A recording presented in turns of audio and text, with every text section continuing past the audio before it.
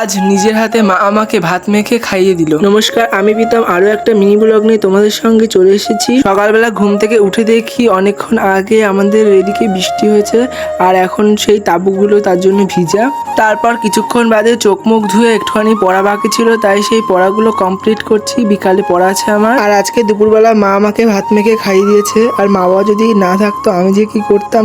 মা বাবা শুধু একটা সম্পর্ক নয়, ওরা আমাদের জীবনের সবচেয়ে বড় একটা আশীর্বাদ। যারা নিজের জীবনকে শেষ করে দেয় শুধু সন্তানের ভবিষ্যতের জন্য, তারাই শেষ বয়সে একা এসে কাঁদে, আর সন্তান ব্যস্ত তার নিজের পৃথিবীকে নিয়ে। এটাই কি আধুনিক সমাজের শিক্ষা? তবে আমি সেই শিক্ষা চাই না যে শিক্ষার মধ্যে আমার মা বাবার সুখ শান্তি নেই। সেই শিক্ষা আমি কোনোদিনই চাই না। আমি এমন শিক্ষা চাই যে শিক্ষার মধ্যে আমার মা বাবা সুখে শান্তিতে বাঁচবে। তো আজকের মতন এইটুখানি, আবার দেখা হচ্ছে পরের একটা মিনি ব্লগে। আর আমার কথাগুলো যাদের ভালো লেগেছে তারা আমাকে একটা লাইক করে আমার পাশে থেকো। আর যারা আমার চ্যানেলে নতুন তারা আমার চ্যানেলটাকে অবশ্যই সাবস্ক্রাইব করে দাও।